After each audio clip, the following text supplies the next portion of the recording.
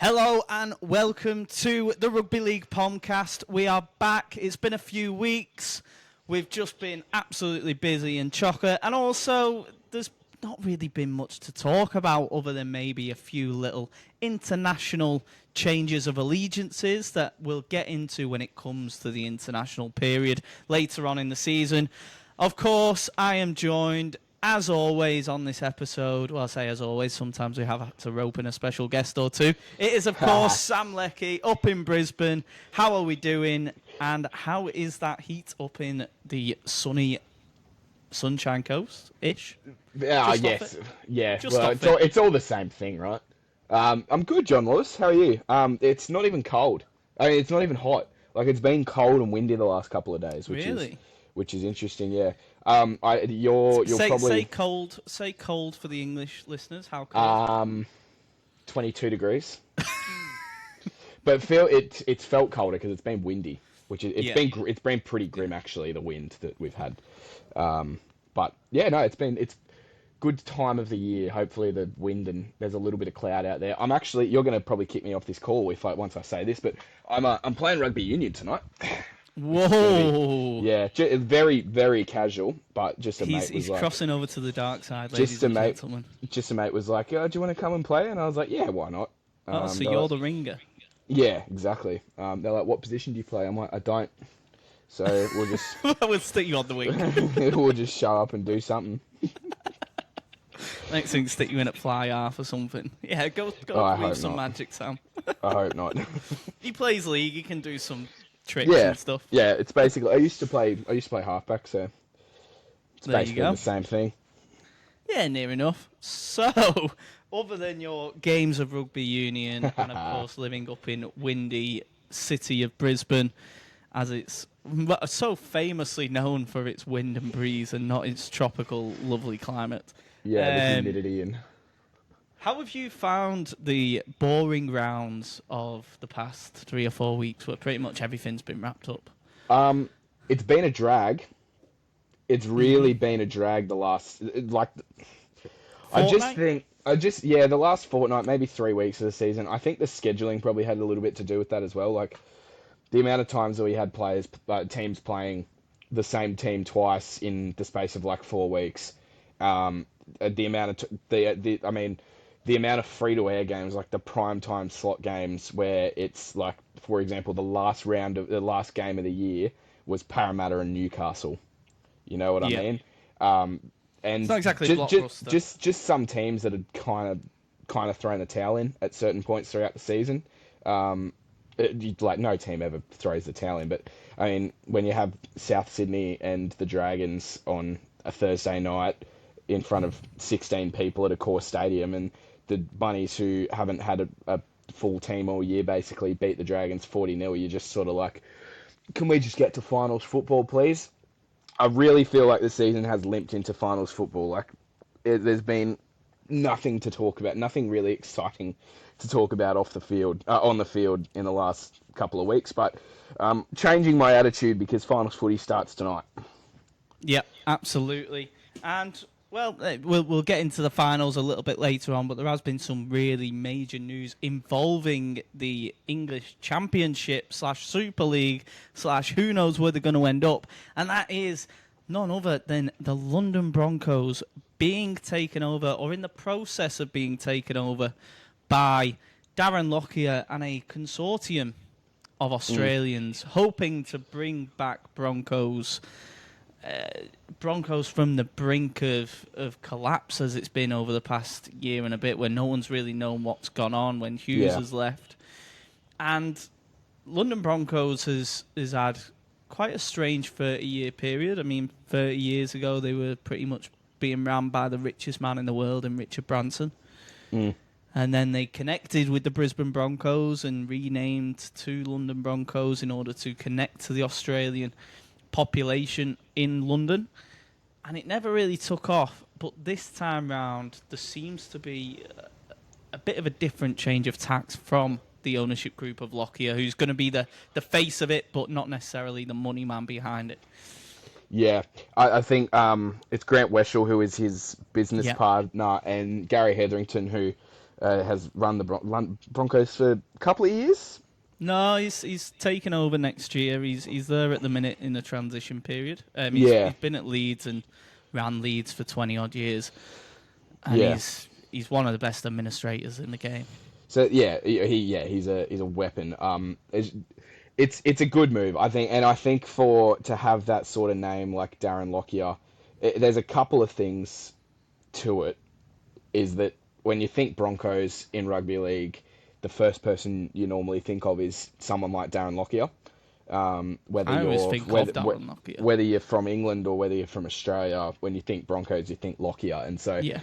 it's a great sort of draw card, and we'll get onto the draw card for players and the likes shortly, I'm sure. But just the fact that you've got somebody of such high profile in the game who is interested in taking a stake in the Super League or the Championship, like you said, that's where the Broncos are now. But that shows that there is definitely life in the English Super League, and I know that's something that you've been passionate about for a while. Is the direction that the Super League is going, but with people like Darren Lockyer involved, it clearly shows that there is still a massive upside to it. And I heard Gus Gould talking about it on his podcast, and apparently Gary Hetherington had been around and talking to a whole heap of different club owners about potentially having a stake in the London Broncos, and there was definitely interest there. Nobody obviously bit, because there's a lot happening in the game at the moment for club administrators. Like they're all spending their money at the moment on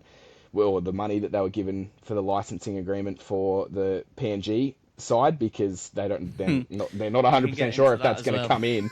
But so there's probably not the appetite for clubs to be involved in link ups like that, but clearly people around the game are interested in taking some taking interest in the Super League, which I think is a good thing, and I'm sure you would agree. Absolutely. Yeah. Yeah, and that was going to be my next question, really, and well, not really a question, because it's kind of an observation that, is this the first step of the NRL takeover? Is this a way to, in order to test them waters and to see how it is and how it would potentially work with more Australian clubs being linked and involved? Obviously, the Dolphins women's have now partnered up with St. Helens women, and a few other clubs have got, little links here and there. Is this kind of the first major move into testing out them waters for the NRL? Well, we've spoken. I don't think they'd get involved if they weren't assured of where the administration's going to go.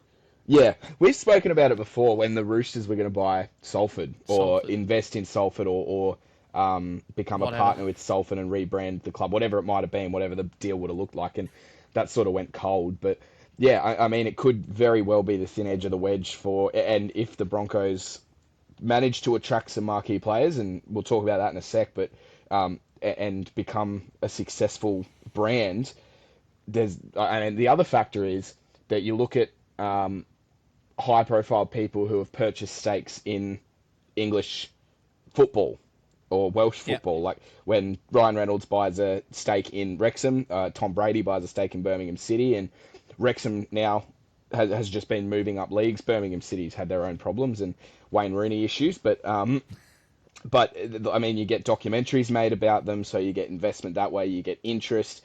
They become a team that is liked by everybody, not just the diehard fans, and that's how you end up getting diehard fans, is by having interest in the club. So is there an opportunity to have some sort of documentary of Darren Lockyer going over and building the London Broncos into a competitive side? Absolutely there is. Like documentary, sports docuseries like that are massive at the moment. Like Drive to Survive, huge. There's plenty of other ones. So there's a whole heap of different positives and I think when we had originally spoken about it and spoken about, I mean, the potential for players who might not be playing NRL football to go over and play first grade for a period for a Super League team that they're affiliated with to get that sort of top flight experience before coming back to the NRL. There's all those sort of things that could happen, but it's not a one size fits all solution. Like there's a whole bunch of different little things that you can try and implement, like a documentary, bringing players over, having Darren Lockyer as the face of the London Broncos, all of those little things that you can use to maximise the potential of this buy. So it's exciting. Yeah, and so we had a chance of a documentary with the Toronto Wolfpack. Everything was set to be launched in 2020, from COVID. from what happened, and then obviously the Toronto Wolfpack became no more. We had the scope for a documentary series there that was in the works, or rumoured to be in the works anyway, and we unfortunately lost that. And these things, you only have to look at Drive to Survive and see how popular F1's got since that docu-series. Like, you have neutrals who Especially didn't with give a women damn my about age. F1. Yeah, who didn't care about F1, now wanting to go and wanting to be part of that event and experience. And that is what, going off an interview that Lockyer and, I can't remember, what's his name? Oh, I can't Weshel. pronounce his name. Weshel.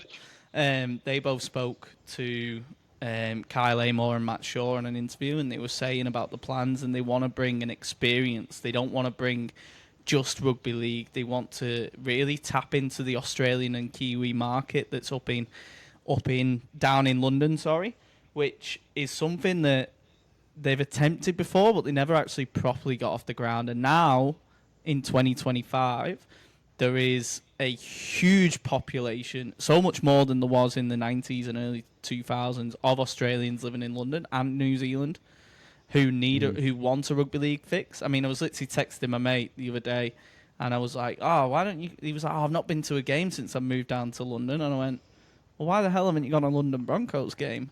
And he went, "Oh, I've been meaning to, but the 10th in the championship, I can't really be bothered."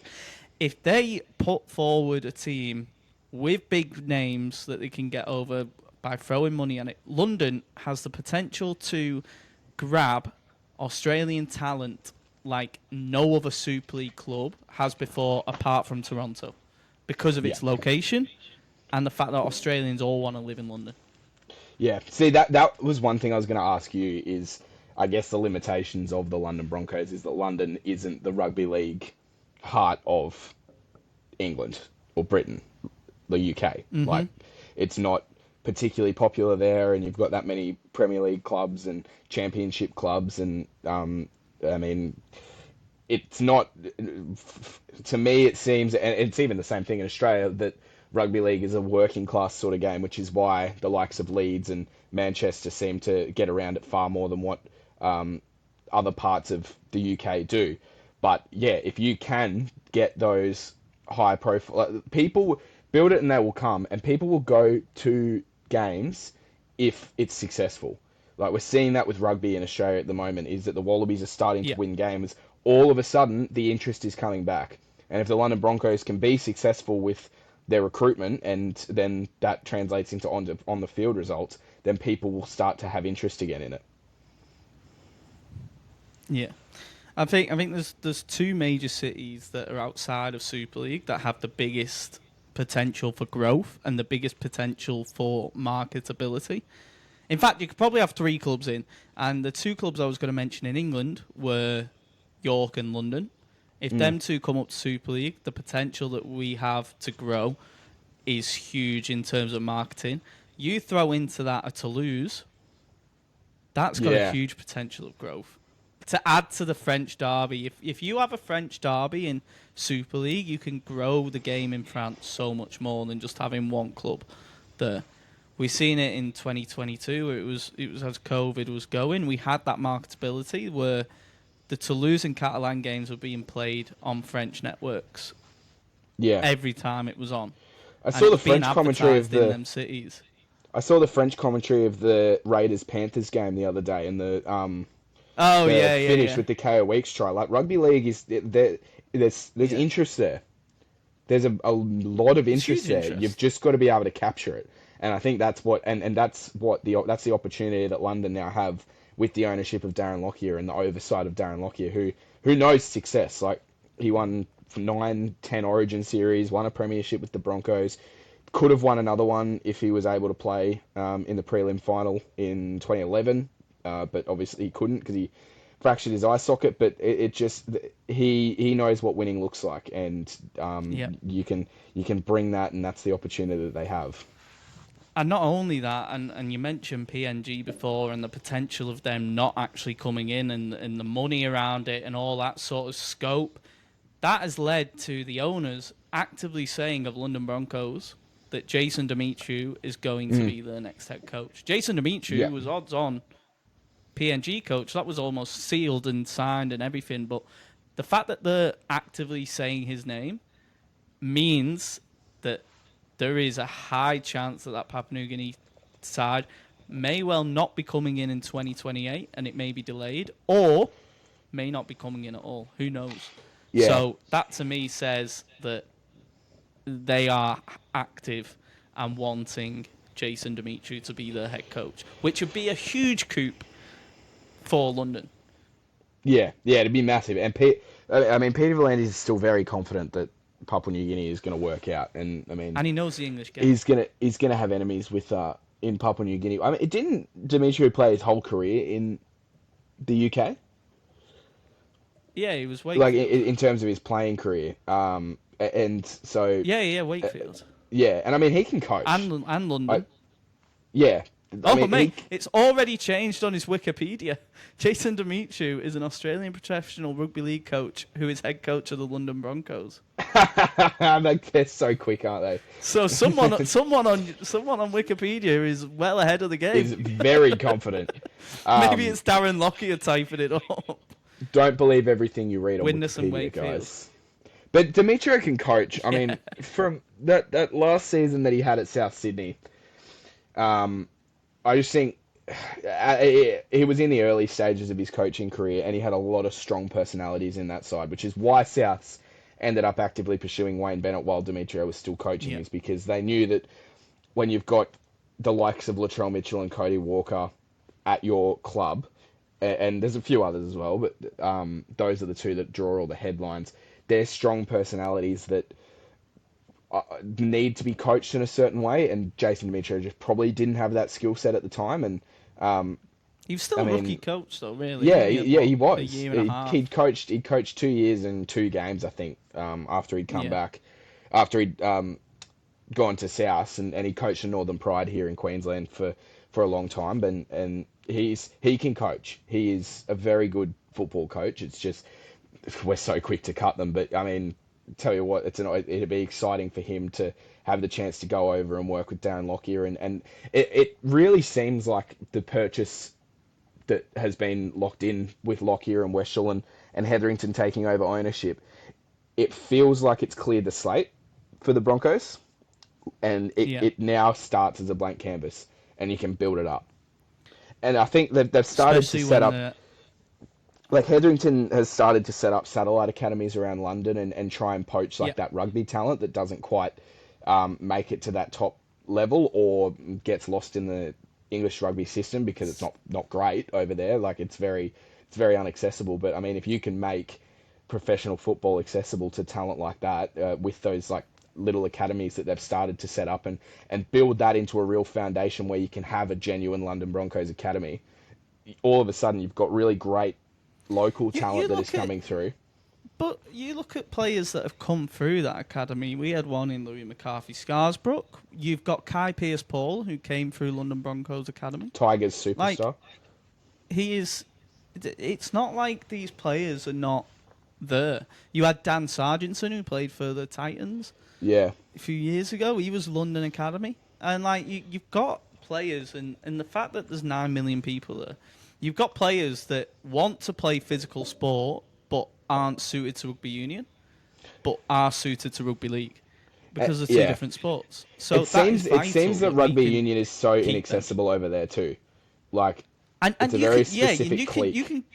You can go to like areas like Peckham, for example, that's a little bit more working class, and a few of the other places that, you know, even on the outskirts of London that aren't as posh, that aren't as that, and you can really hone in, especially South London. Like, there'd be a lot of talent there where you could go, right, and working with the community and working with like anti-gangs and anti-knife charities as well, and getting these people and young kids to direct their aggression somewhere else. Yeah, Like, yeah. rugby league could literally save lives for that sort of thing. I mean, it does in Australia. You look at the areas like Mount Druitt and stuff, and in the underprivileged, but there's probably a lot of people there that have come through that system over in Western Sydney that, if it wasn't for rugby league, would probably be in prison. Not even just Western Sydney. Like Jonathan Thurston has been very public and very open about his troubles when he was in Toowoomba, and the fact that if he hadn't have moved from Toowoomba to go down to Sydney and be with the Bulldogs at that sort of stage in his life, then he was on the way down a bad path. But rugby league saved him from that, and there's countless examples of it. I mean, So it's probably a bad example, but Brandon Smith, I mean, had his troubles off the field, but for a little while managed to get out of that sort of environment. But I mean, looks like he's surrounded himself with bad people in recent times. But I mean, there's a lot of examples of players who have been presented opportunities that they wouldn't have gotten otherwise because of rugby league, and you can do the same thing in England, but you've just got to, creating that sort of foundation so you get that local talent that comes through and a really strong base of local talent, and then you can filter in those marquee players to come in, and you've got a really successful formula. Like, look at what Newcastle did in the 90s. They had really, really successful, they had a great junior system where the Johns brothers came through and Badiris came through, and that group of players came through, and then they identified that they needed a strong back row, and they went and signed someone like Ben Kennedy and bring those sort of players into Robbie O'Davis, bringing those sort of players into the fold. When you set up a strong junior system and have the ability to go after, and when it's an attractive place to go, which it's going to be with someone like Darren Lockyer at the head, all of a sudden you've got a successful formula for a team that can have long-term success, and that then has a flow-on effect into the rest of England. Yeah, well, you mentioned that Newcastle side, and they had two very famous brothers that played for them. Well, the two sets brothers. of brothers that played for them. Three sets of brothers. You had the Savitis, you had the Johns, and of course you had the Gidley brothers that both played in Super League as well, St Helens and Warrington, and there may well be two other brothers potentially going, according to the links and the marquee players, with the Trbojevic brothers. Yeah. Everything's been going on since this interview where they said that there's going to be a captain that will make back page news if they get Super League, already locked in if they get Super League. So who could that player be? Could it be Tommy Trbojevic? Could it be Jake Trbojevic? Could it be Daly Cherry Evans? Could it be Kalen Ponga is also rumoured to be on the... Who could this marquee player be? Well, yeah, if you believe the rumours, this whole Trbojevic brothers thing I'm finding very confusing at the moment, because I know that they're sort of coming towards the back end of their top end value. Like, they're already there. Like, Tom Trbojevic is not a $1.3 million player at the moment, which is what he's getting paid. And Jake Trbojevic has had probably the toughest year of his career, got dropped from Origin, had a couple of head knocks, which we haven't really seen from him. So, and neither of them are going to go play anywhere in the NRL that's not Manly. They've said that. They have also said that they'd be willing to cut their pay by 75% if it meant staying at Manly. So there's clearly an appetite for them to stay at Manly, and I know that Manly would love to keep them, but there is an opportunity there. Yeah, you're right. If a Trbojevic brother, who are internationals and Origin players, and in Tom's case, a Dally M medalist, and they've basically carried that Manly team alongside Daly Cherry Evans for the last 5 or 6 years, they would be back page. They would be back page news, as in all three Trbojevic brothers. Ben go as well, as in all three, and Daly Cherry Evans. Why not all four? Make Manly down in London.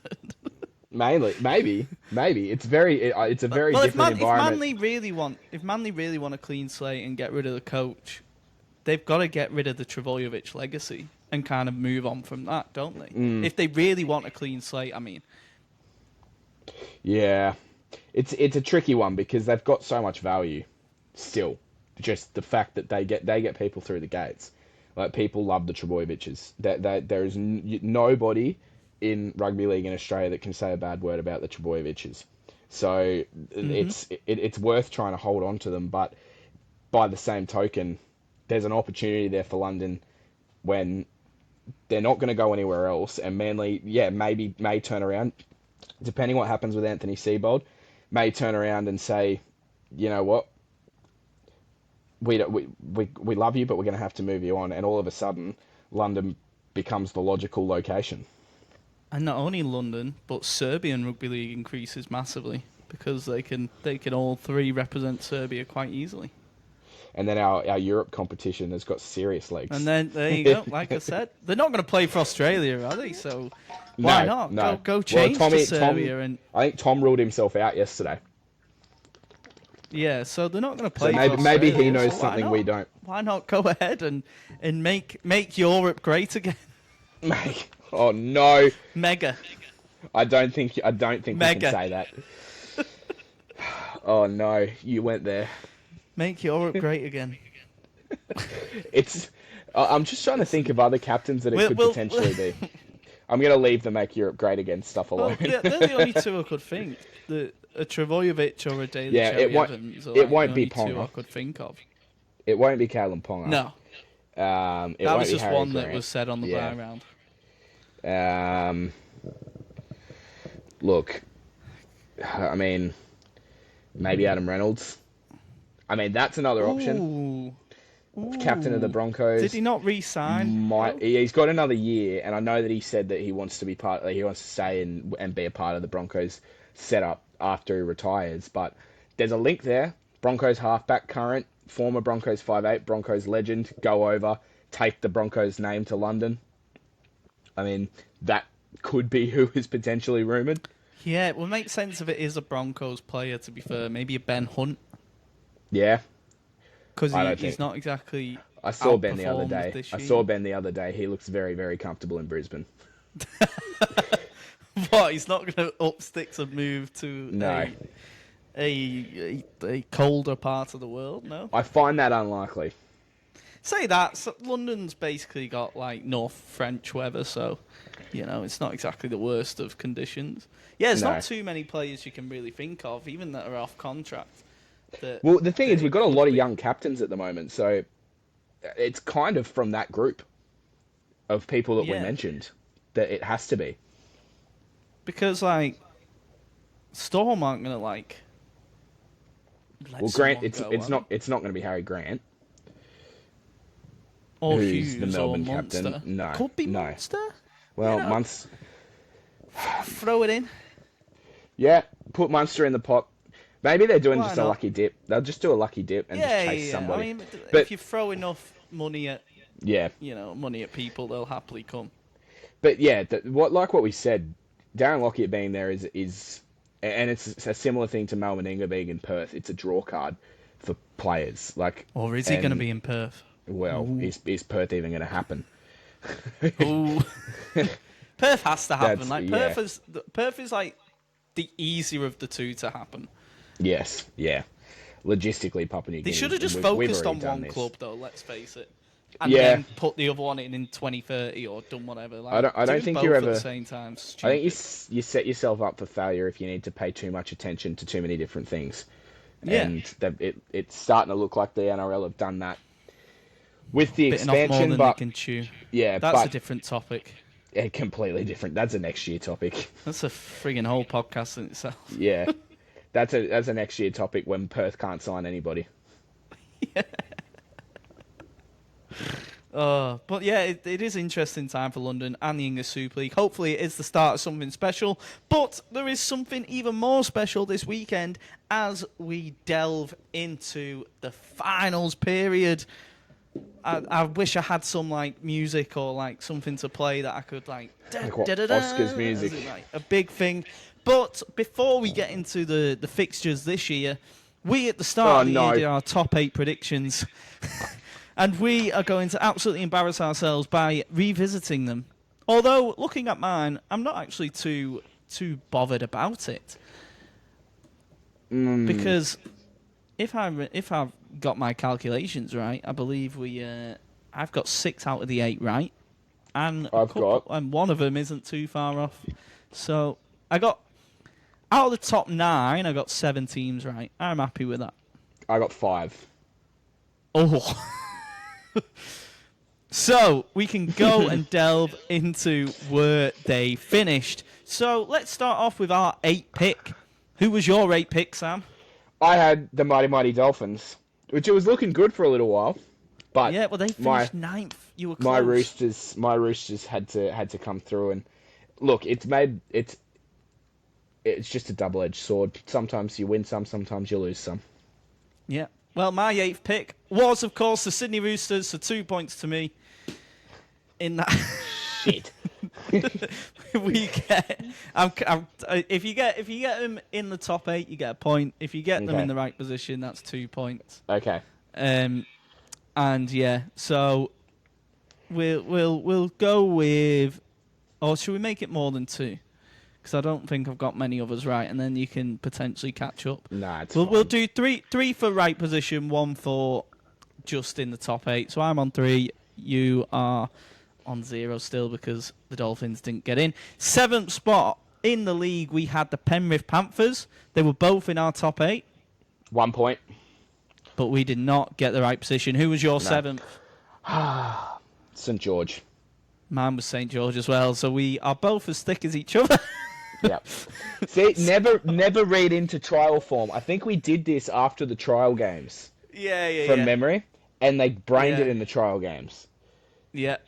Every time. And we were like, hey, that Ilias and Flanagan partnership, that could do really, really well. And then Ilias got dropped after 2 weeks. Yep. And never played again. No. In 6th spot, who did you go with? I had the Broncos. Okay, so you are another point on the board. It's 4-2. Yep. I had the Finns, so unfortunately none for me. I wasn't too far off, though. Like we said, they finished 9th. And in 6th spot was, of course, the Warriors that we both didn't have. I had the Warriors 16th. Oh, there you go. I had the Roosters 15th. Where did you have Canberra? 10th. Okay. Yeah. Not as bad as others predicted. I just scratched the 0 off there. So we have the Warriors in 6th, and in 5th spot, what did you go for? I had Manly. Oh yeah, you did.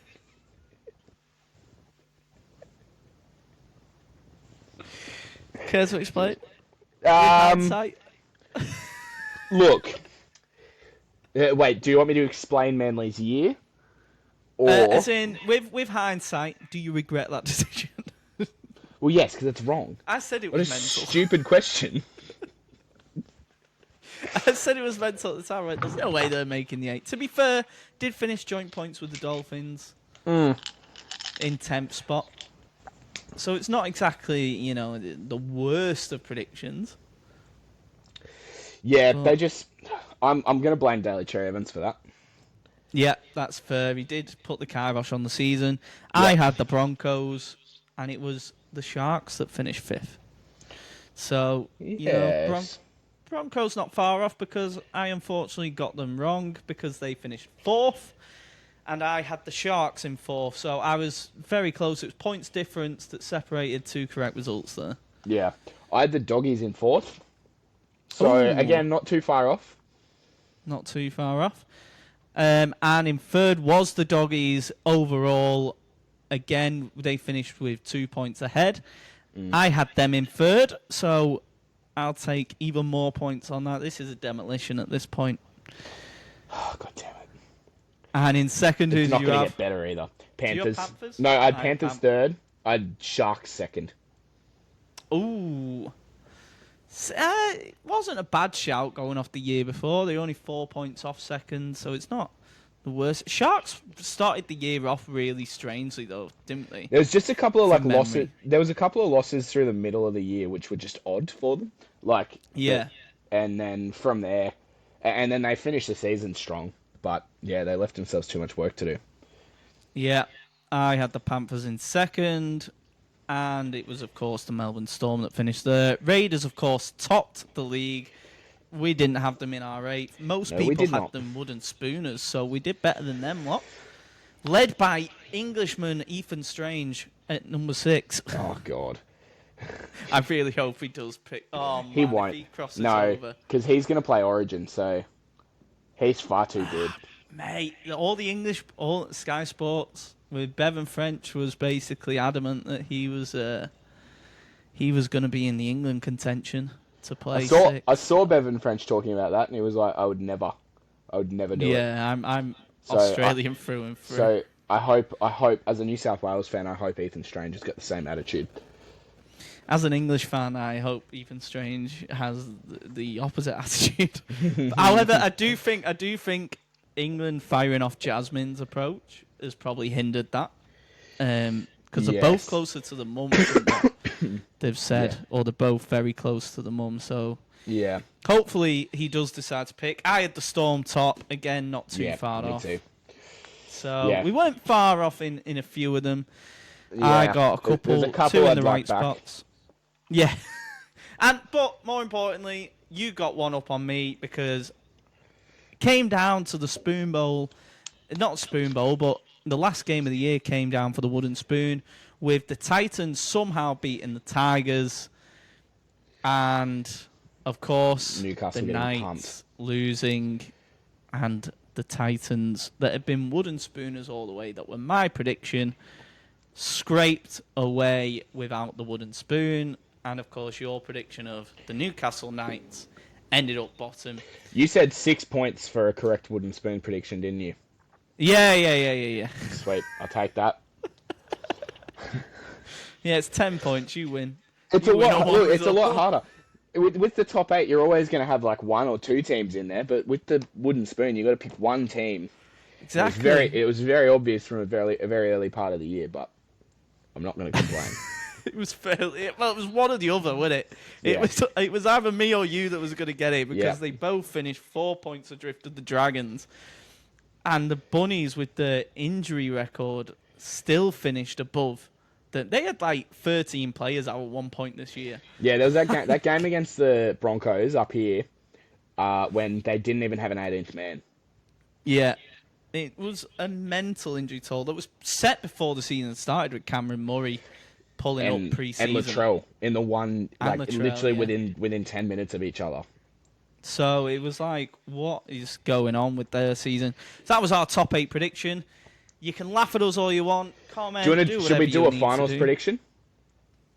Yeah, but let's delve into the finals, and then we shall do our predictions during and after these games. So, finals fixtures are as follows. I believe it kicks off in Melbourne. Yep, tonight with the Storm versus the Bulldogs. Yes, it's gonna be a good game. Listen, you can't go against the Storm even with the injuries. Pappenhausen, they fought his case, didn't they, for his head knock? Is that right? But no and good. They won? Well, did they not win it? No, he's out. That's good. Manny's at fullback. I don't like that. I don't like when clubs, just on a completely different note, I mean, when clubs try and challenge a concussion.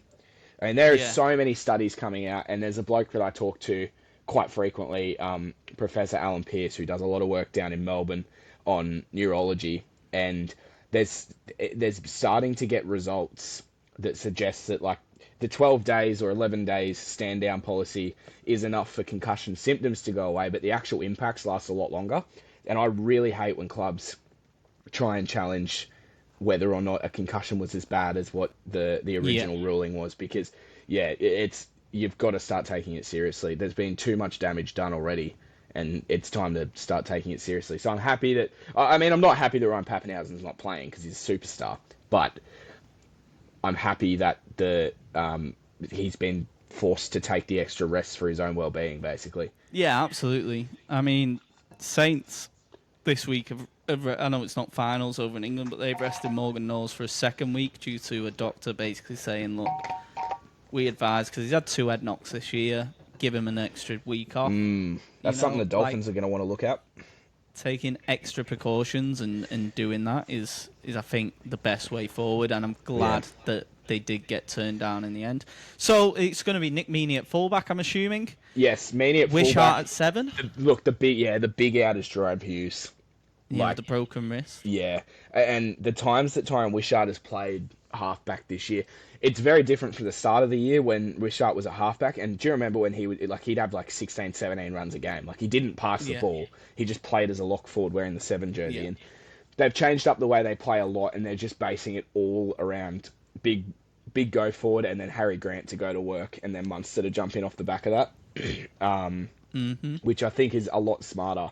And then that way Wishart can play as that extra 13 sort of role, like that extra lock forward sort of role. Yeah. And but I mean, Jerome Hughes is just such a big out for them. And I think it was Harry that said earlier in the week that he's pretty confident or he's not ruling out Jerome Hughes coming back at some point throughout the season, but I find it very hard to believe that will be the case. I think the big issue in this game, and I mean, the Dogs have limped into finals. I think they've won 2 of their last 7, like leading into finals. They just did enough work at the start of the year to get that top 4 position locked down. But I heard Cooper Cronk. I was watching it before I jumped on here. Cooper Cronk and Matty Johns talking about it. There's just too many moving parts in the Bulldogs. Like the situation about where's Galvin going to play. He's going to play halfback. Okay, what do we do with Toby Sexton? Do we bring him off the bench? What does it mean for Reid Marnie, Bailey Hayward, that situation? Matt Burton, how does he play? Does he play in the centres so that Galvin can play 6 and we can... There's just been so many moving parts and it just hasn't clicked over the last 6 or 7 weeks. And unfortunately, I don't think it's going to click again tonight. I reckon this one's going to be tight and scrappy. And that's the type of game that the Bulldogs like, is a scrappy sort of game. But I just back Melbourne in those big moments. So I think Melbourne win, and Harry Grant's going to be a very, very big part of that. I think the Bulldogs go out in straight sets, to be honest. This is what I was going to go into. I just think their season has been... It's definitely... It's a massive season for them because they made top 4, but the momentum... It all fell away. It didn't even shift. It dissolved after the Galvin signing. And I think it's going to be a good signing for them long term, but I just think the short-term focus sort of drifted for them this year. Absolutely, I completely agree with that, and it's a real shame for the Doggies because they've gone without a premiership for so long. They've gone without a grand final since 2014. 14, yes. Yes. South. So like, this was their shot to win it now. When they were top of the league by a couple of points, they were like coasting through it. Yeah. They made the signing. They made them decisions that disrupted the dressing room. Like you said, long term, if it works out, they're moving. They are moving in the right direction, though. Like, the big criticism of them this year is that their forward pack isn't big enough. And when they come up against teams like the Broncos, who have got a big forward pack, teams like Canberra that have got a big forward pack, Penrith, the Roosters, they get dominated through the middle of the field. Next year, they've got Leo Thompson coming there, who's a big in for them. Next year, they'll also get Daniel Saluka Fafita back, I think, from injury. So there's another big body that can play in the middle and did a good job this year. And then all of a sudden, you've got 2 bigger bodies that aren't going to change the way you can attack because you can still have Salmon and Kurt Mann and the likes. And Bailey Hayward is going to be the long-term hooker, and he's a gun. He's a great player, Bailey Hayward. I'm very happy they've stopped trying to play him in the 6 jersey like they were at times. But they're going in the right direction, the Dogs. But yeah, this year they started to stumble just at the wrong sort of time of the year. Yeah, completely agree, and it's going to be a big ask for them to overcome that Storm side, even with the injuries. And I've also backed the Storm on this one. And the second game of the finals is Saturday at 4:05 p.m. at Go Media Stadium. It's gonna be some atmosphere at that stadium with the Wars versus the Penrith Panthers. Listen, I appreciate home advantage. I appreciate they're going to do absolutely everything to win. I just think Penrith in this final series will be a completely different beast to what we've even seen this year. I can't see them losing. Unless the Warriors throw everything and fan invade when they're on the attack and have you... everything. I've seen that little Instagram post that I So absolutely found. Penrith are going to be very, very tired in this game because apparently they're not going to get any sleep because they're going to have drums out the front of the Pullman Hotel where they're staying. Fireworks. And fireworks going off and all sorts of shenanigans from the Warriors fans. But I love what the Warriors have done this year and the fact that they've fought so hard to stay where they are. And they did. Mm-hmm. I was going back through their record, like beating the Roosters at the start of the year. They beat Manly at the start of the year. They just had so many important wins at important times that kept them in the fight and then ultimately in the top four. But then just those injuries, like Luke Metcalf goes down and you have to shift around your halves that were working so well. Then Mitch Barnett goes down and you lose a massive cog in your engine room. And it's just, it's been so tough for them since then. And I look at these two sides and you've got Edwards up against Nickel Klukstar. You've got Alamotti and Toto on the wings against Tuivasa Sheckdale and Wateni Zalesniak. That's pretty even, but the game's not won on the wing. Tungo and Casey McLean, who's come along so far this year, against Adam Pompey and Kurt Capewell. Like, Kurt Capewell is going to have to mark Casey McLean and Blaze Talangi on that right-hand side of the field. Kurt Capewell, man, he's a player that so underrated. Doesn't look like he should be that good. Yeah, so underrated. I mean, we spoke about his defence when he was picked for the Origin side. Yeah. And it's not as bad as what the numbers say it is, but you just look at the speed mismatch. When Nathan Cleary creates space for Blaze Talangi and Casey McLean on that left-hand edge, where Kurt Capewell is going to be defending, there's going to be some headaches down that side of the field. And then in the forward pack, no Mitch Kenny for the Panthers, which is a big out for them, but I think... So, I mean, for the Warriors to win, Wade Egan's got to be so good, but I just don't back this Warriors side against a Penrith side where every single one of them has achieved so much. And then there's a couple of young guys in there, but those young guys have been learning off those experienced players that have just won 4 grand finals in a row. So I just think the class is going to shine through from Penrith. Yeah, I completely agree. I think they will get the win. So we both predicted that one to be the same, and then that would mean the Bulldogs play Panthers in the second week of finals, which is why I think the Dogs are going to go out in straight sets. Yeah, I also had that as well on my notes. So elimination final again, we have Sharks versus the Roosters. Are you backing your boys, Sam? Yeah, I don't think I'm allowed to talk about this one. Do you not want to? I do. I mean, you can plead the fifth, as the Americans say, or whatever it is. Look, the Roosters' end of the year, if there was any sort of glimpse of that at the start of the year, the Chooks are in the top 4. But it just took, it took some players to come back into the side and a couple of little shifts here and there. And you start the year without Sam Walker. That's obviously an issue. They sort of planned to have Brandon Smith there at the start of the year, and then you're chopping and changing, trying to figure out who's going to play your hooker. And then this Beniello kid has come along and been a real good find, and has allowed Connor Watson to do his role off the bench. But like, as from when did we beat the Panthers? I think it was round 5 when the Roosters beat the Panthers. No, round 3. It was early in the year. Very early on. A couple of ordinary, there's a couple of ordinary games at the start of the year. They got pumped by the Broncos, but then Lindsay Collins comes back into the side and he's back in form. Nafahu White, one of the form medals in the comp at the moment. You get Egan Butcher coming back into the side. These young guys like Steep and Fiketti and Sua Wong coming along really well. Hugo Savala, what a find he is. Please don't sign Daly Cherry Evans next year, because Savala and Walker together. Savala means Walker can play his game. Walker doesn't have to worry about doing the long kicking, which has never been a strength of his. And Sandon Smith as well. He can control. To fill in. Yeah, exactly. But Walker now can control the footy side, and Hugo Savala can get them out of trouble when he needs to, because he's got that long boot. Like it's just, and Mark Nwangana Tuose as well. Like we've spoken about him plenty of times this year, just what an absolute freak he is. Tedesco's going to win the Dally M. Like, the back end of the year from the Roosters and the points that they've scored and the attacking prowess that they've got, I think they beat the Sharks. The only thing is, with the Sharks, is that the last half of the year they've been so consistent. The Roosters, on the other hand, have let teams back into games at times and made silly errors where they didn't need to be made. And that's the only thing that concerns me, right? Is that if you let the Sharks into those sort of games, they're an incredibly boring team to watch. Don't get me wrong, the Sharks. But if the Roosters let them into the game, then they really run the risk of getting dominated, and you get Adam Fanua-Blake on the front foot. That lets Blake Brayley play his game, and then everything else flows off the back of that. Oh my God.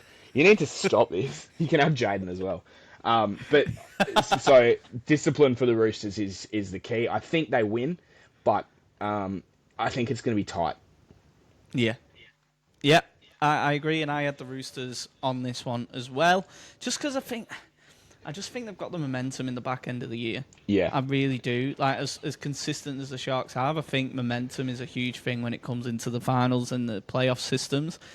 And I just think they'll rampage on, which is why I think the week off sometimes kills. And teams. big game players too, the Roosters. Yeah. Big game and they players. won the last time they played a prelim game. And that was a genuine upset. That was it was by 1 point. By Sam Walker, I think. Yeah, it sounds right. If I remember right. Someone kicked a field goal. I think it was Sam Walker. That was a genuine upset. Like, the Sharks started really hot, and then the Roosters had guys sent to the sin bin and clung on for a long time. Yeah. And then I think it was Sua Wong. That was the game that Sua Wong really exploded and showed what sort of player he could be. Yeah, well, 2023, because he made the Tonga squad that year as well. And then the final game of this weekend is, of course, the Canberra Raiders, top of the league, versus Brisbane Broncos, fighting for that week off, which, again, sometimes doesn't work for teams, sometimes does. The Raiders with Josh Papali'i in a moon boot. Is it mind games? Is it not? I see Gordon Tallis on NRL 360 pointing out that a picture went viral of bruises, but it was actually his right foot and his moon boots on his left. So they were like, oh, is it all mind games? Is he going to be playing versus the Broncos? I would think so. Yeah. And it's the same thing with Reece Walsh. I mean, there's probably an injury there of some description, but it's not going to stop someone like Josh Papali'i playing in a big final.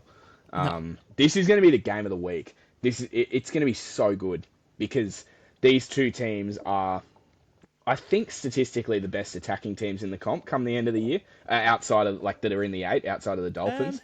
Yeah, be around that. Yeah, but, I mean, you get these two sides play with so much speed and talent on a dry track on a Sunday afternoon in Canberra. There's going to be some points. And I think the Broncos, we were talking momentum. We were talking momentum before.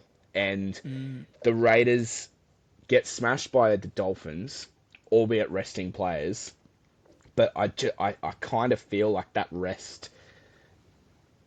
Look, you don't know until they play. But the way the Raiders were going, you sort of feel that rest may hurt them in this first week of finals. I still think they make the last week. But... Yeah. the prelims. But you've got... Yeah, all of these players coming back in. Does that upset the rhythm? Whereas, on the other hand, the Broncos have just played the perfect game against the Storm. And I was down at their training on Monday, and tell you what, it is very relaxed at the Broncos at the moment, which is a far cry from where they were at the start of the year. There was some very tense training sessions that I went to at early parts of the year, but it's very relaxed down there, and the players are all in good spirits, and I think you can feel that momentum's starting to build for them. And, I mean, Reece Walsh, I think we've spoken about this, the Adam Reynolds injury has unlocked Reece Walsh in a big way. Yeah.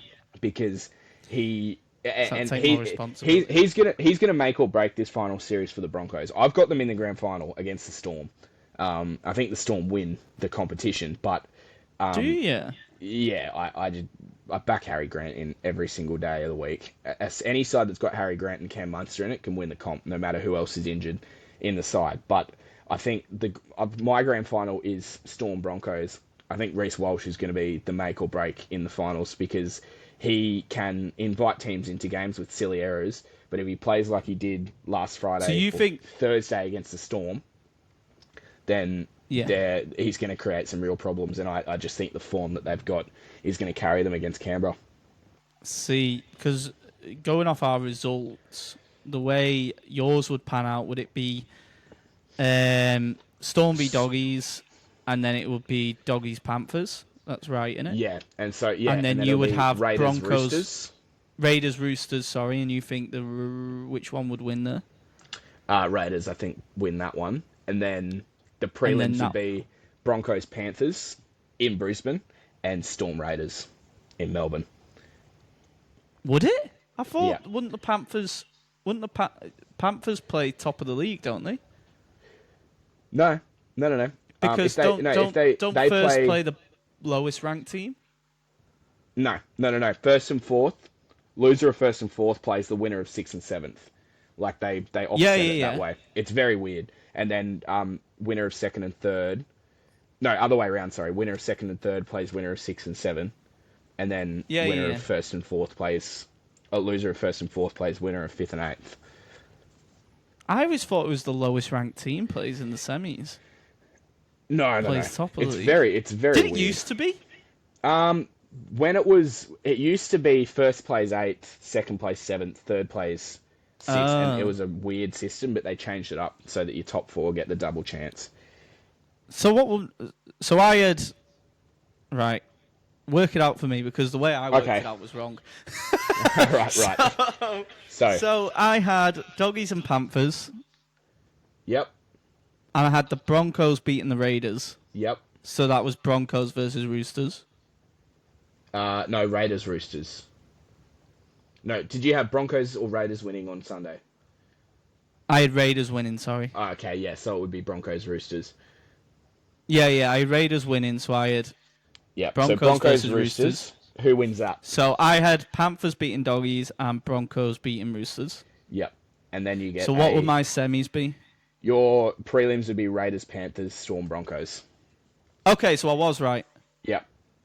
And so who's your grand final? I was right. So I had Panthers beating Raiders, and I had Storm beating Broncos. So that would be Storm. Storm Panthers again. And then Storm win?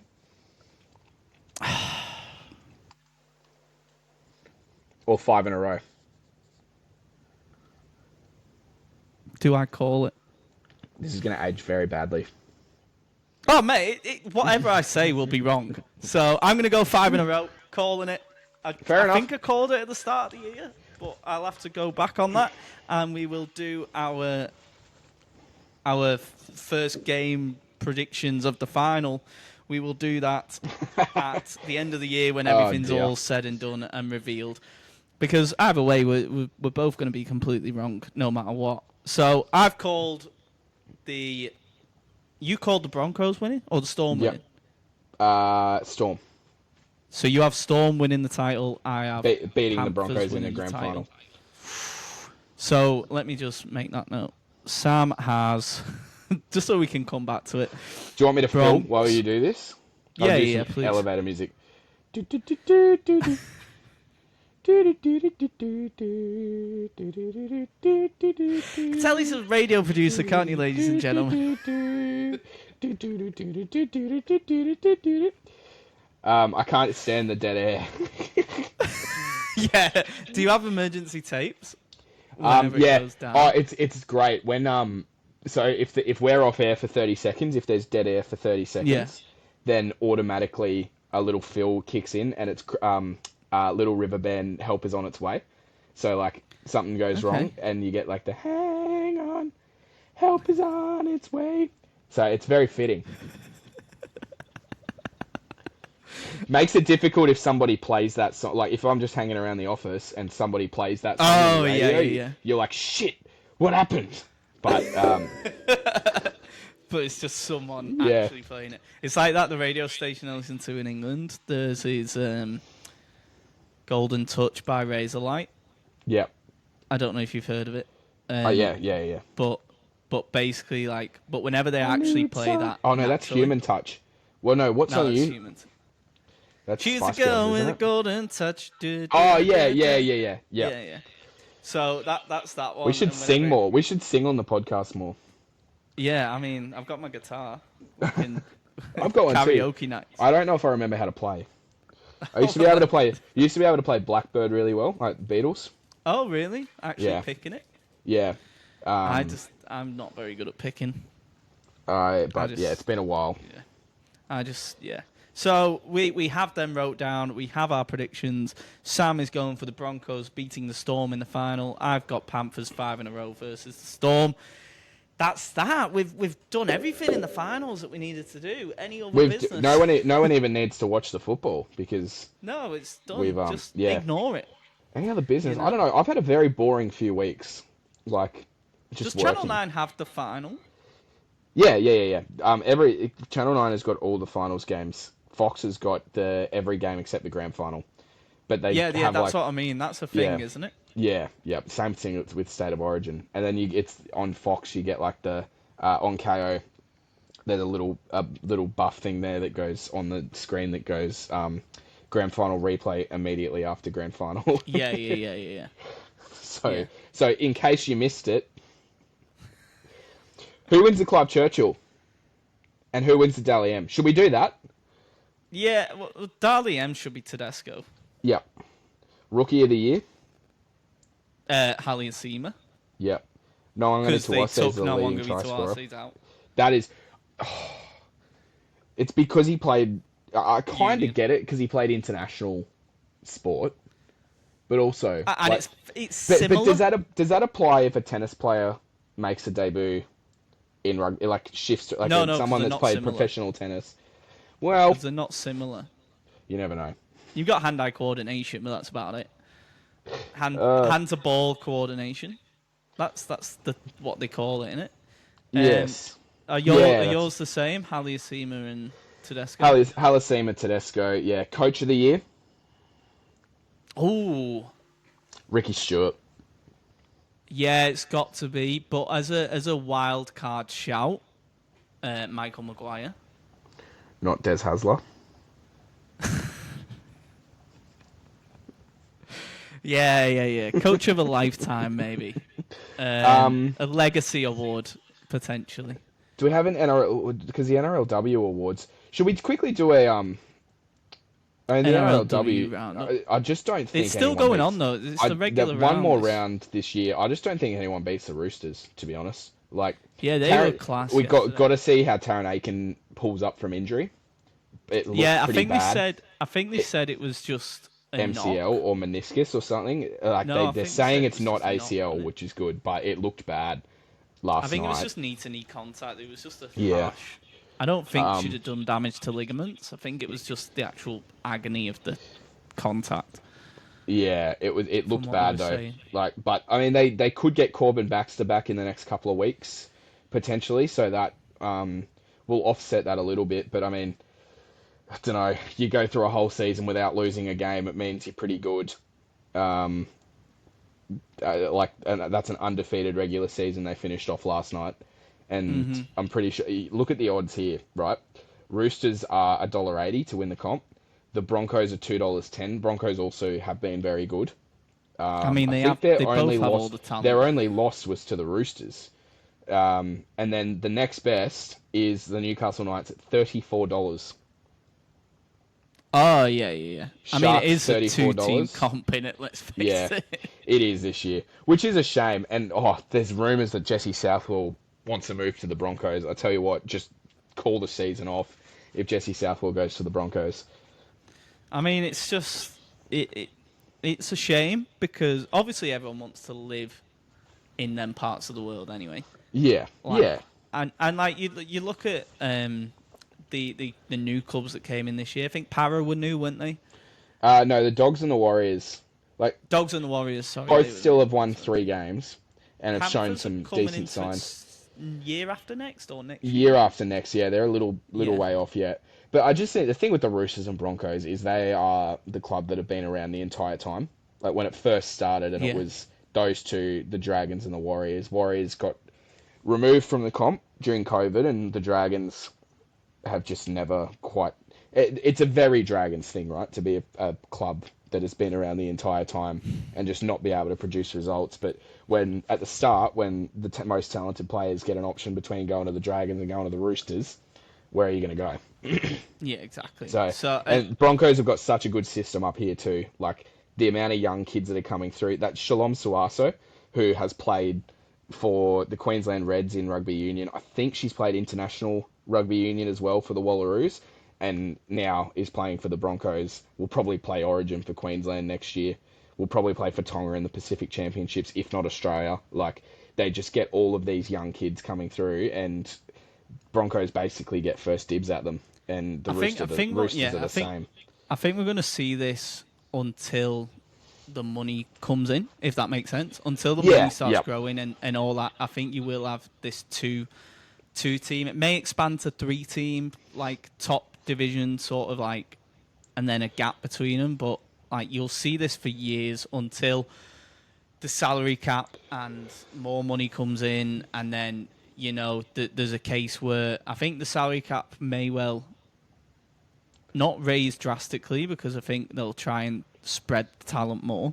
So they'll probably end up going, look, the cap's going to be limited at, I don't know, a certain value, and then you'll see the talent suddenly go, oh, well, we can't all go to the Roosters, we can't all go to the Broncos, right, we're going to have to pick what's the next best option. And I think that's when you'll start seeing more talent being spread about, and then more teams becoming equal, and then as more money comes in, they'll basically utilise it how they did with the NRL post-Super League War. You know what I was going to mention that, what the NRLW could do, and it could work in the NRLW because it's its own competition, like it's separate to the NRL. So we've spoken about the NRL draft and the fact that they can't do it because of Terry Hill back in the day, who was supposed to get drafted to go and play for the Roosters, I think, or was drafted or something like that, and then basically it was because he was a sole trader, didn't have to do that because of the court ruling, and there's going to be no draft in the NRL ever. But you haven't had anything like that in the NRLW. So when you get players the likes of, like, the two ones I can think of are Indy Bostock and Casey Ray, who end up going to the Dragons, which is good, but they're like two of the best young talents coming through. Do the youngsters go into a draft and then players get first cracks at the best young player? Like the Tigers get first crack at the best young player coming through next year, for example. I feel like that could work in the NRLW, and that would even it out. But I think the standard across the board, and it feels so condescending when you talk about women's rugby league or women's sport generally, and saying, "Oh, the standard is so good for and qualifying it like that." But across the board, you compare the NRLW to any other women's professional code in Australia, and across the board, the quality is far better in the NRLW than it is anywhere else. So they're on the right track. I think it's far more watchable as well for the product that it is. Yeah. In comparison to, like, there's a lot of things about the NBAW and stuff like that. Like, it's because I think the concept of women's rugby league is still the exact same as the men's. In terms of, it's still fast-paced, it's still big collisions, you've still got your props, you've still got your middles, you've still got your backs, your back rowers. They're all very similar builds to what the men's game is, which is what I think in principle you can get behind. And I think a casual watcher, as what we say, is someone who's just turned on the sport, wouldn't necessarily find it boring. Yeah. It's Whereas I think a lot of casual male sport fans just go, "Oh, it's women's, it's going to be crap." Whereas I think if they actually sat down and watched it, they go, "Oh."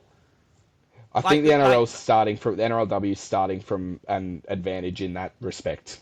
Yeah, and I think they can really capitalise on that. And I think where you mentioned about the draft in Australian sports, there's scope to bring in a draft. Because it's so Americanised, the sporting culture in Australia. What I mean is, whereas Darren Lockyer mentioned it in the podcast of, let's bring a draft over to Super League, won't work. Will not work, will never work, and will never get passed through. Because, A, there's not enough money for a draft to work, and B, it's not part of our culture. The amount of backlash you get from removing promotion and relegation that has to happen, like, they can't then add a draft into it because it wouldn't work. Whereas in the NRLW, because you're so embraced to American sports culture in Australia, it can absolutely work. Yeah. To spread that talent. Yeah. You see that with some of the overproduced promotional videos that you get. It's like, wow, this is very American.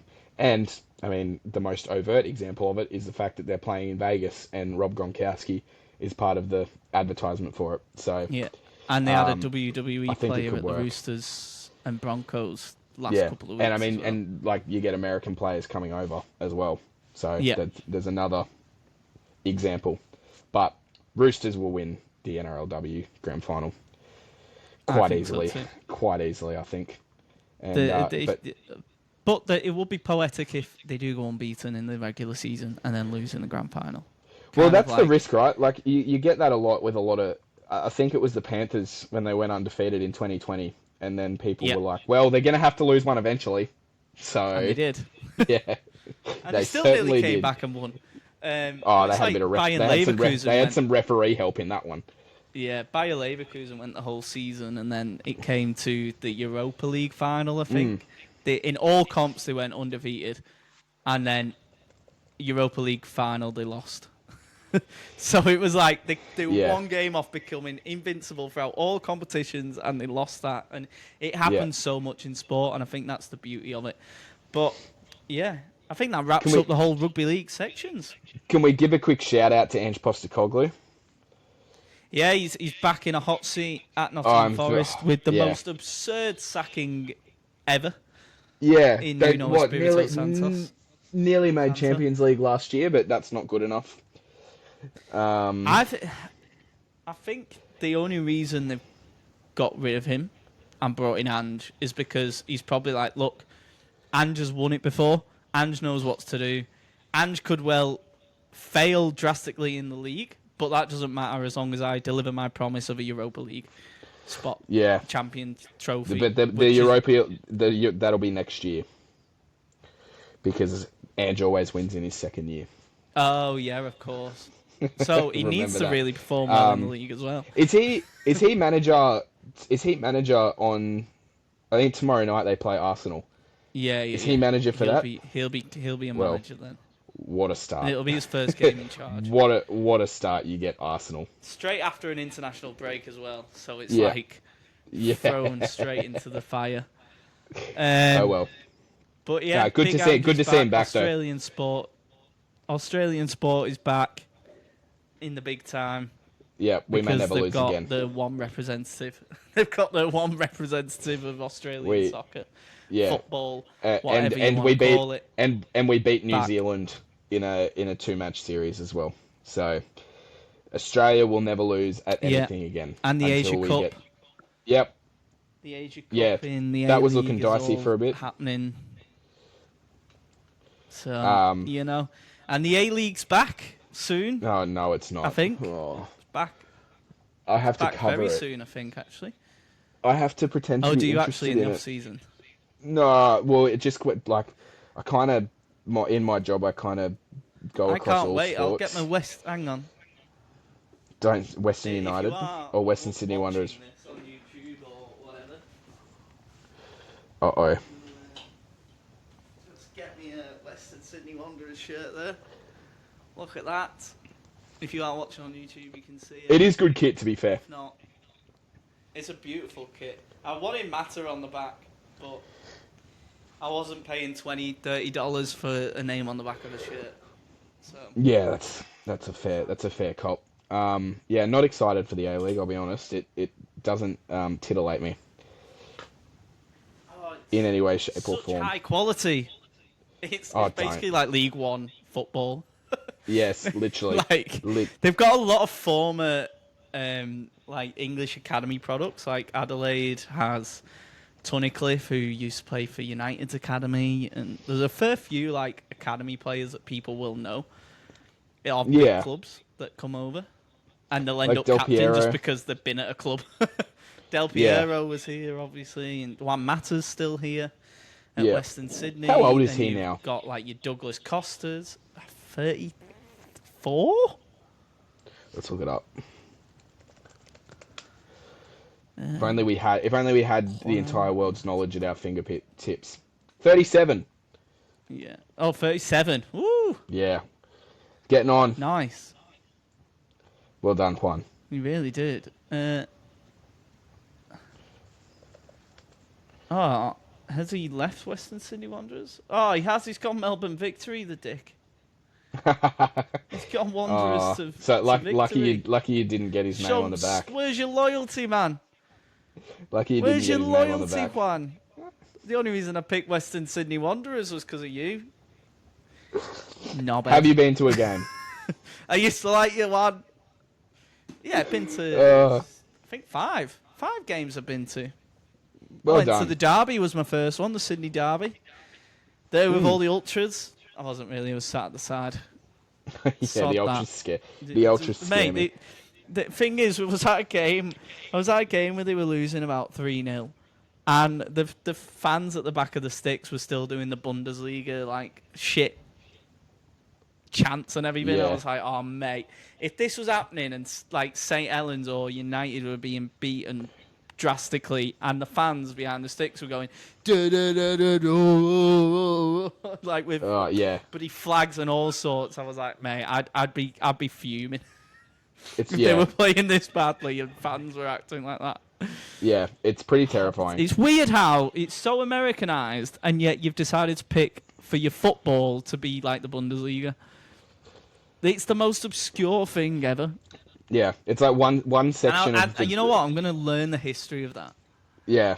I am not au fait with it, but I know that like the Sydney Derby, like Western Sydney and City, and Melbourne City and Melbourne Victory, there's just one section of the ground behind the goals at each end, which is like Galatasaray, and then the rest of it is bare. Yeah. It's like the Turkish or Bundesliga. It's like just what, and it's only like 500 people that'll be doing it. Yes, yeah. It's one section of the grandstand. It's just like, anyway. Look, I think we have summed up perfectly. We've done our little diversion Dribble at the end that we always do. And I think our we've little summed dribble. up the NRL, London Broncos, the finals. Like I said, you don't have to watch it, but feel free to watch it. Especially the finals, because that's 9. Yeah. That's 9. Yes, please. Please. Sam's workplace are begging for the viewership, so if you are staying tuned, have a listen, enjoy, and remember, guys, keep your eyes out for the 5 in a row. Not when you're stepping into a road, but do that too. Look both ways. Keep your eyes open at all times. And this has been the Rugby League Pomcast. I've been Johnny. He's been Sam. And we'll catch you next time. Always follow the road signs.